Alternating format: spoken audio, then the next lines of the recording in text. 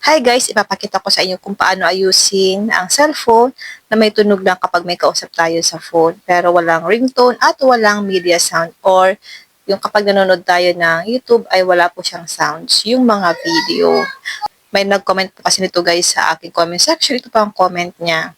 Try nyo po ito ma'am, baka po gumana ito sa inyong cellphone. Step 1, i-check ang ringtone volume. I-tap lang natin yung volume. Tap nyo po yung 3 dots. Siguraduhin po natin guys na mas mataas ang ringtone volume. Ito guys. Kailangan po mas mataas ang ringtone volume. Ang reason po kasi nito guys, magkaiba ang volume ng call, ringtone, at media. Step 2, i-check ang media volume habang nag-play ang YouTube video mo. Pindutin ang volume up at siguraduhin na ang media ang tinataasan. Halimbawa guys, kapag nanonood kayo ng YouTube, kailangan po mas mataas yung volume ng sa media. Tap ulit natin ng 3 dots. Dapat po mas mataas yung volume ng media, okay?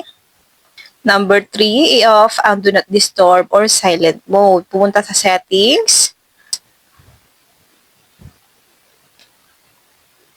Tap sounds and vibration.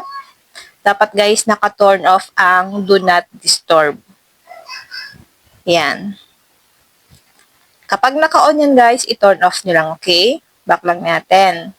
I-check mo rin guys kung naka-silent or naka-vibrate lang ang inyong phone. Minsan kasi guys, sina-silent lang natin ito.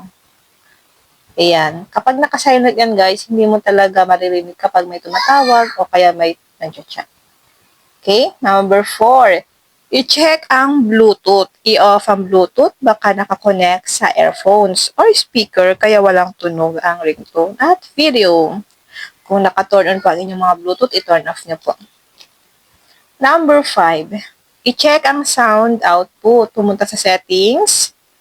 Tap sounds and vibration. Kung meron po kayo dyan, sound output. Baka guys, nakaset yan sa earphone. Siguraduhin pong phone speaker ang nakaset, hindi earphone.